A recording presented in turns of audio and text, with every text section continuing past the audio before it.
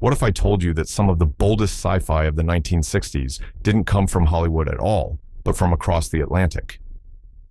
While American audiences were glued to flashy space races and flying saucers, British filmmakers were quietly crafting darker, stranger, and smarter visions of the future. Ever wonder what you missed? From eerie villages to cosmic experiments gone wrong, the forgotten gems of Britain's 60s sci-fi will surprise you. Village of the Damned, 1960. Imagine waking up to find every woman in your town mysteriously pregnant. 9 months later, children arrive, identical, blonde-haired, with glowing eyes and the kind of cold intelligence that makes adults tremble. That's the nightmare setup of Village of the Damned, a film that blended quiet English suburbia with a story so chilling it redefined sci-fi horror. The story begins with an unexplained blackout that puts an entire English village to sleep for hours. When the villagers awaken, life seems normal until the children are born. These aren't regular kids. They speak in unison, they read minds, and they use their powers to manipulate adults. Against the backdrop of tidy hedges and polite British manners, their presence feels like a creeping invasion. The star, George Sanders, plays a scientist desperate to understand the phenomenon. His struggle isn't just scientific, it's moral. Do you try to reason with beings who are clearly not human, or do you stop them before they decide humanity has no place in their future? Every glance from the children feels like a warning shot from another world. The film's low-budget effects turned into its greatest strength. The glowing eyes were achieved with simple techniques, yet they remain unforgettable images that haunted generations of viewers. Critics at the time saw it as just another creepy movie, but its legacy is enormous. You can trace its DNA straight through Stranger Things, The X-Files, and countless Children with Powers stories that came later. The real brilliance of Village of the Damned lies in its restraint. No explosions, no giant monsters, just children staring at you in silence, daring you to guess what they're thinking. It proved that science fiction could be terrifying without ever leaving the village green. For American audiences who skipped it back in the day, this film is still a masterclass in unsettling storytelling. The Time Machine, 1960. Time travel might feel like a blockbuster playground now, but in 1960 it was still the stuff of dreams. That all changed with George Pal's The Time Machine, a British-produced adaptation of H.G. Wells's groundbreaking novel. What started as a Victorian inventor, tinkering with brass gears and velvet chairs, turned into one of the most influential journeys through time ever put on film. Rod Taylor stars as the unnamed inventor, a man driven to leap centuries ahead to see where humanity is headed. The film's time-lapse sequences, showing buildings, rising and falling, flowers blooming and decaying, entire civilizations collapsing, were revolutionary. Audiences had never seen time visualized with such artistry. The melting clocks and spinning dials became the visual language of time travel on screen, imitated endlessly in the decades that followed. But this isn't just spectacle. When Taylor's character finally lands in the year 802,701, he finds a world split in two. The gentle Eloi, who live carefree above ground, and the monstrous Morlocks, who dwell beneath the surface. This duality wasn't just fantasy, it was social commentary. The Eloi represented the pampered upper classes, while the Morlocks embodied the working masses, twisted by centuries of toil. Wells's story was a warning about what happens when technology advances, but compassion doesn't keep pace. The underground sequences with the Morlocks remain chilling, using shadows, smoke, and simple prosthetics to create genuine terror. And yet the film balances fear with awe, inviting viewers to imagine the farthest future while never forgetting the costs of human choices. The Time Machine won an Academy Award for its special effects, but its impact goes far beyond trophies. Every time travel movie you've ever loved, from Back to the Future to Looper, owes a debt to this film's visual and narrative blueprint. It showed that time travel wasn't just a gimmick, it was a lens to explore the best and worst of humanity. For audiences who only know modern time travel blockbusters, revisiting The Time Machine is like stepping into the original ride. It's thrilling, eerie, and still raises the timeless question: if you could see the future, would you really want to? The Day the Earth Caught Fire, 1961. Forget alien invasions or giant monsters. This film argued that humanity didn't need outside help to destroy itself. The Day the Earth Caught Fire is a razor-sharp vision of apocalypse, and it's more unnerving than any flying saucer. The setup is terrifyingly simple. Both the United States and the Soviet Union conduct massive nuclear tests, powerful enough to tilt the Earth off its axis. Suddenly, our planet is drifting closer to the sun, and the clock is ticking toward extinction. Instead of generals barking orders or scientists rattling off jargon, the film centers on newspaper reporters in London. They're scrambling for scoops, chasing rumors, and drinking their way through the city's hottest summer on record. This choice of perspective grounds the story in human chaos. These aren't heroes with plans, they're flawed, cynical professionals trying to make sense of a disaster too large to process. Visually, director Val Guest captured the heat with haunting detail. Skies tinted yellow, streets shimmering with sweat, and landmarks scorched until they looked almost alien. The production even sprayed buildings with chemicals to simulate a world baking alive. And the ending, the ending, as the world teeters between salvation and doom.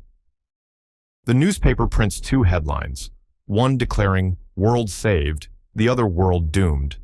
But the film never reveals which is sent to press. That ambiguity kept audiences arguing long after the credits rolled.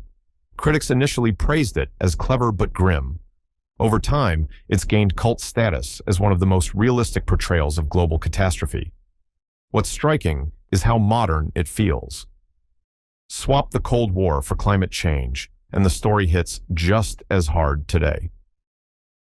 The Day the Earth Caught Fire isn't a spectacle of explosions. It's an intimate, unsettling portrait of how people cope when the sky itself becomes a countdown. For American audiences, it was overshadowed by Hollywood's flashier disasters.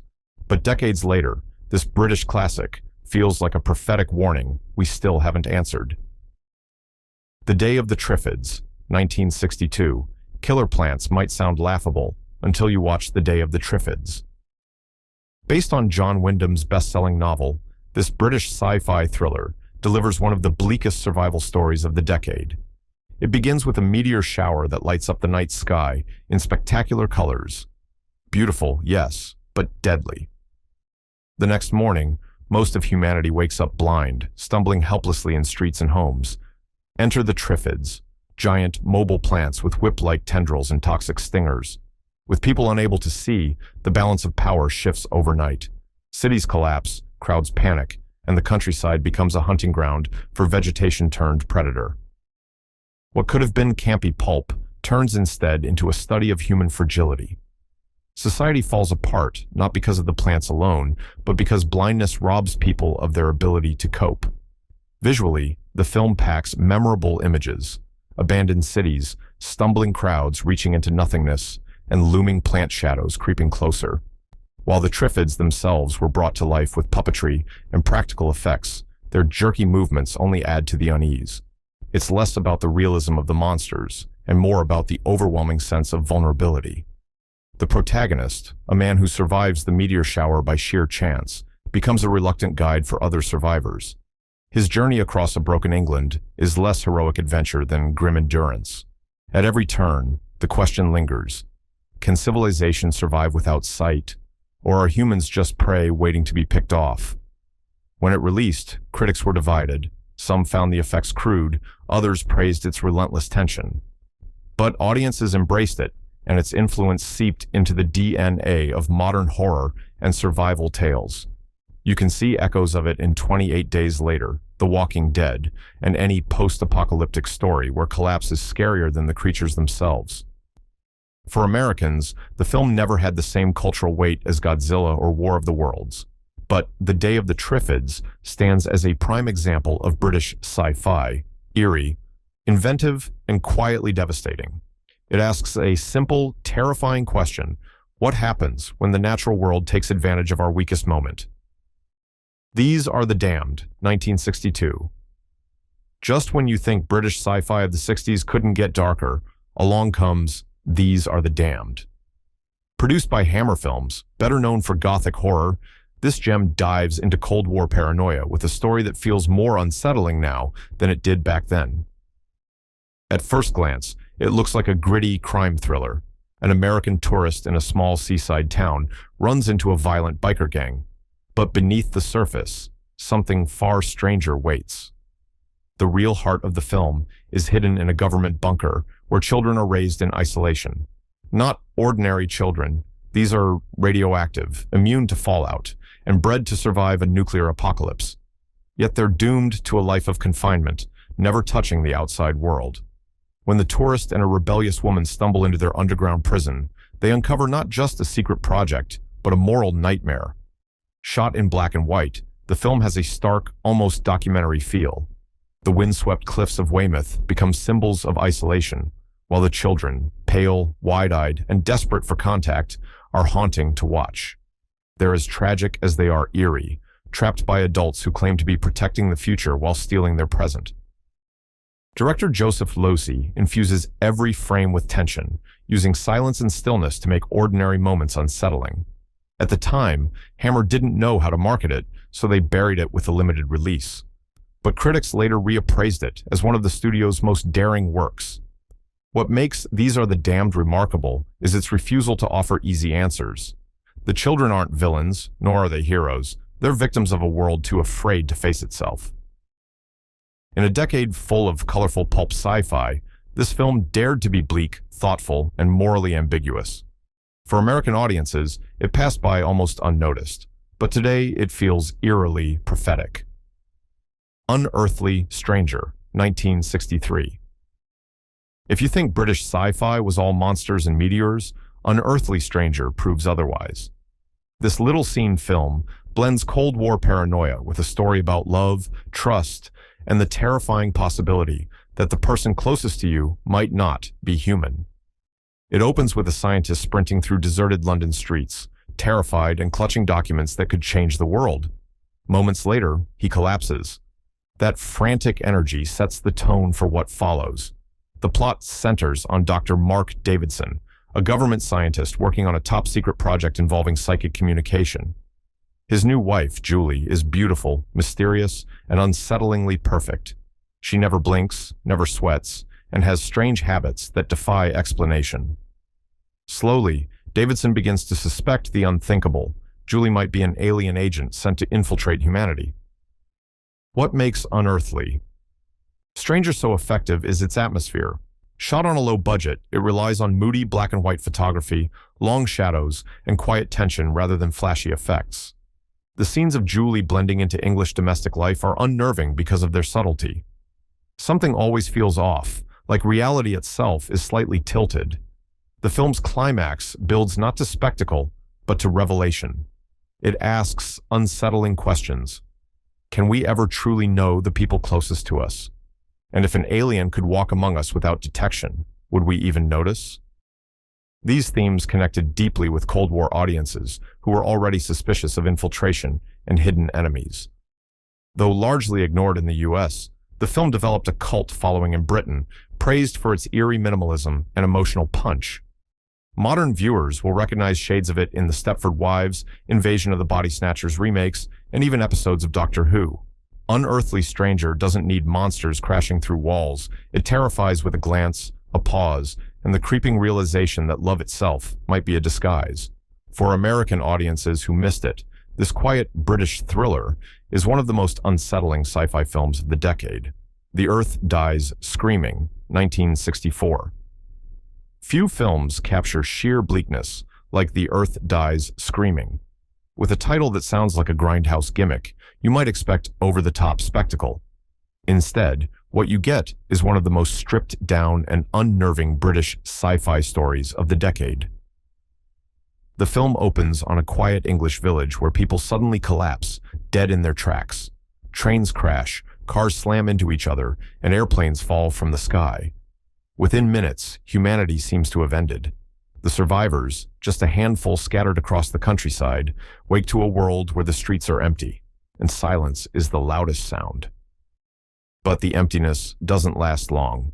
Soon, lumbering humanoid robots appear, stalking the ruins. They're clunky, slow, and yet terrifying, precisely because of their persistence. Even worse, the dead begin to rise under alien control, creating one of the earliest depictions of shambling corpses that clearly influenced later zombie cinema. Shot on a shoestring budget, director Terence Fisher leaned into atmosphere. The black and white visuals emphasize isolation, with wide shots of deserted streets and abandoned pubs that feel disturbingly real. The robots may look primitive today, but the despair that hangs over the film hasn't aged a bit. It isn't about flashy monsters, it's about the quiet horror of survival when the world has already ended.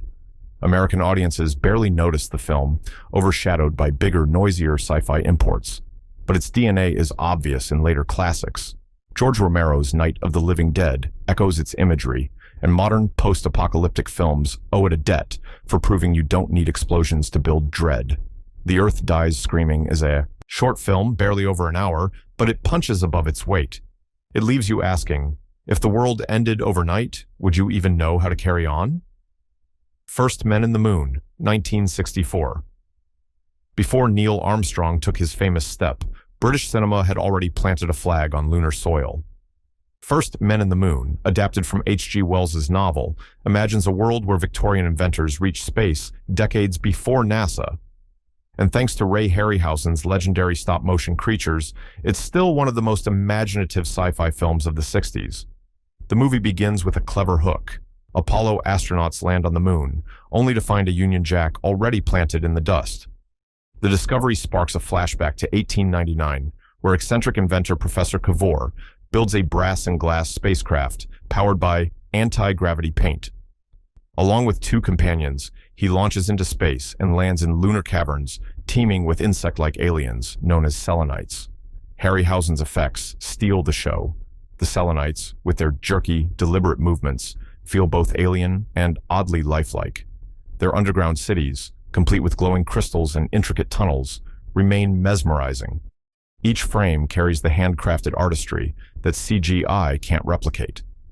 James Cameron later cited the film's glowing caverns as a direct influence on Avatar, proof of how far its reach extends. But First Men in the Moon isn't just spectacle. Beneath the whimsical premise lies biting satire. The Victorian explorers treat their lunar mission with the same arrogance they brought to colonial ventures on Earth. The encounters with the selenites become an allegory for imperial overreach, showing how curiosity can curdle into domination. When it debuted, critics dismissed it as a children's fantasy, missing the sophisticated commentary tucked between the monsters. Over time, though, it has gained respect as one of the most inventive, alternate history sci-fi films ever made. For American audiences used to rockets and sleek astronauts, First Men in the Moon offered something stranger, a story where whimsy and caution collide, asking what exploration truly costs. It's both playful and unsettling, a Victorian fever dream brought to life with some of the most iconic stop-motion of its era. Doctor Who and the Daleks, 1965. Before the Time Lord conquered TV screens around the world, he made the leap to the big screen in Doctor Who and the Daleks. And yes, sharp-eyed fans will notice right away, this isn't the Doctor you know from the BBC series. Here, he's reimagined as a kindly eccentric scientist, played by Peter Cushing, more grandfather than enigmatic alien. It was a bold move that divided purists, but introduced the Doctor's universe to international audiences. The film drops us straight into an alien war on Skaro, home planet of the Daleks. The sets, drenched in bright technicolor, turn the grim metallic monsters of TV into dazzling, oversized icons of 1960s pop, sci-fi. Unlike their black and white BBC cousins, these Daleks glow in candy-colored blues, reds, and silvers, terrifying, yet strangely toy-like. The plot is simple. Doctor Who, his granddaughters, and a companion accidentally travel to Skaro, where they discover the Daleks oppressing the peace-loving Thals. What follows is a classic tale of rebellion against oppression, complete with cavern escapes, alien jungles, and enough Dalek screeching to etch itself into your brain forever. Critics at the time called it lightweight, and die-hard fans didn't all appreciate the changes. But for kids in the 60s, it was jaw-dropping spectacle. The Daleks, already a sensation on TV, became full-blown cultural icons, even inspiring toys and merchandise that sold in droves. For many American viewers unfamiliar with the BBC show, this film was their first introduction to the Doctor's universe. Looking back, Doctor Who and the Daleks is less about accuracy and more about accessibility. It captured the psychedelic color, energy, and optimism of mid-60s sci-fi. For anyone who skipped it, this film is a reminder that sometimes pop culture's most enduring monsters shine brightest on the big screen. Daleks' Invasion. Earth 2150 AD, 1966. If the first Dalek movie felt like a psychedelic theme park ride, its sequel, Daleks' Invasion Earth 2150 AD, doubled down on scale and grit. Once again, Peter Cushing returns as the good-natured Doctor Who, but this time, the stakes are far higher. Instead of an alien planet, the battleground is Earth itself, London, centuries in the future, reduced to a rubble-strewn wasteland.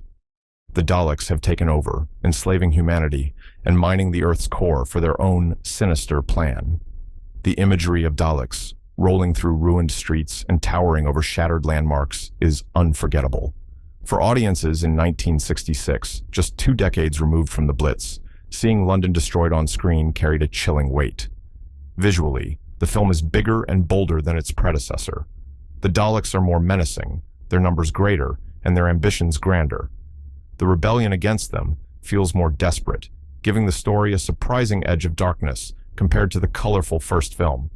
Yet, it's still accessible, with plenty of pulpy adventure to balance the gloom. The cast includes a young Bernard Cribbins, who would later become beloved in the TV series, adding another layer of charm for longtime fans. And while critics dismissed it as family entertainment, audiences thrilled to the spectacle. For kids, it was proof that the Daleks weren't just Saturday night villains, they were blockbuster material. Though it didn't set the box office on fire, Daleks Invasion Earth 2150 AD remains a fascinating time capsule. It bridges British television's cult hero with cinema's larger-than-life storytelling, proving that even low-budget British sci-fi could dream big. For Americans who never saw it, this is the film where Britain imagined its own apocalypse and fought back in style. Quatermass and The Pit, 1967. By the late 60s, Hammer Films had built its empire on gothic horror. But with Quatermass and The Pit, they turned out one of the greatest sci-fi horror hybrids Britain ever produced. Known in the US as 5 Million Years to Earth, the film begins with workers digging up a strange object in a London underground station. What looks like a bomb soon reveals itself to be something much older and far more disturbing. Inside the buried craft lie fossilized Martian creatures, insect-like and grotesque. But the real horror isn't their bodies, it's the secret they left behind. The film suggests that human evolution itself was tampered with by Martians 5 million years ago. Suddenly, our nightmares, our legends, even our capacity for violence may all trace back to alien intervention. It's a mind-bending concept, decades ahead of its time. Director Roy Ward Baker squeezes every drop of atmosphere from his modest budget. Double exposures create ghostly apparitions, while practical effects conjure visions of a towering Martian demon looming over London. The blend of ancient myth, science fiction, and supernatural dread is so potent that modern filmmakers still cite it as an influence. John Carpenter openly credited it as inspiration for Prince of Darkness and The Thing. At release, some critics found it too frightening for mainstream audiences. Today, that's the ultimate compliment. The mixture of archaeology, paranoia, and cosmic terror makes it feel like a British cousin to Lovecraft, but with a distinctly London twist. Quatermass and The Pit isn't just another alien invasion movie. It's a chilling thought experiment that asks, what if our darkest impulses aren't even ours to begin with? For Americans who overlooked it, this film is a cornerstone of British sci-fi, both terrifying and unforgettable. Moon 02, 1969. By the end of the decade, British sci-fi had gone through eerie villages, apocalyptic heat waves, and alien conspiracies. Then came Moon 02, proudly billed as the first space western. Released in 1969, the same year humans actually landed on the moon, it combined the swagger of cowboy adventure with a wild frontier of lunar exploration.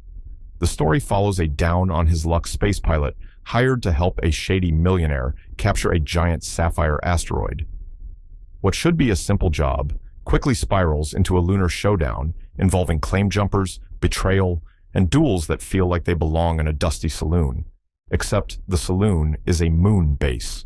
It's a pulpy mashup of sci-fi and Western tropes, where 6 shooters are swapped for space helmets, and the frontier is literally otherworldly. Visually, the film leans hard into 1960s style. Think bold colors, swinging lounge music, and costumes that look half astronaut gear, half Carnaby Street fashion show. It's as much a time capsule of London's pop culture scene as it is a space adventure.